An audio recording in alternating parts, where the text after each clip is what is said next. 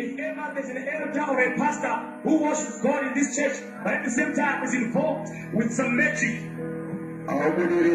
you won't prosper.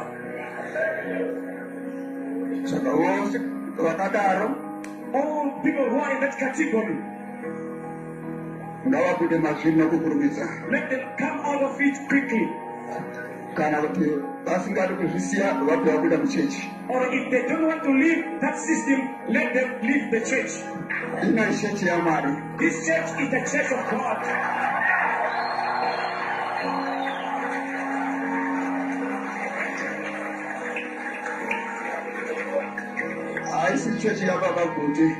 This church does not belong to our booty. The church is the church of God. The church of Jesus Christ. Is the church of Jesus Christ. Ezekiel Guti. It's just a servant of Jesus Christ. But the church belongs to Jesus. Don't play around with the church of Jesus. You will enter into problems. Problems that are even worse, better than death. Don't play with the church of God. Don't play with the things of God.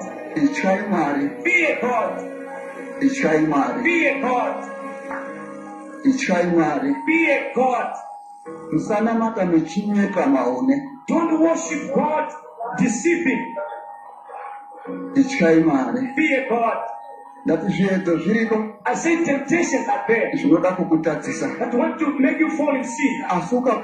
But if you escape, if you don't sin, you are holy. 1997. In 1997, when I was praying in the mountains, God said, I will let loose my blessings upon this church.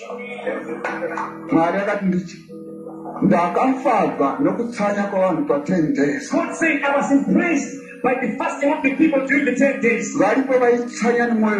Some were fasting with all their hearts. I said I want to pray for 10 days. But God revealed himself to me only twice. I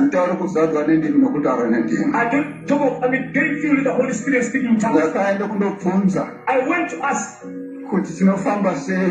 God, how can we walk? How is the situation? And God said, there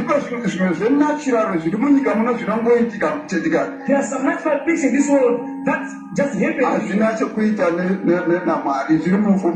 It has nothing to do with the things of God. They are natural things.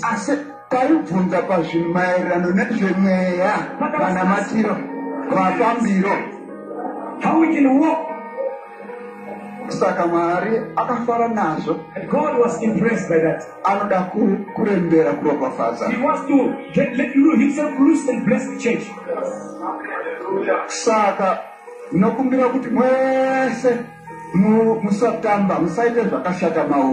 So I'm asking you all never to sin deliberately.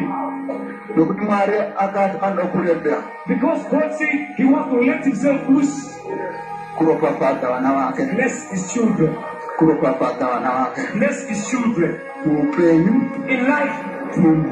In the family. In the workplace. But if we remove the other part, the blood of Jesus, the devil attacks us. Let's remain in the blood of Jesus. God will fight for us. God will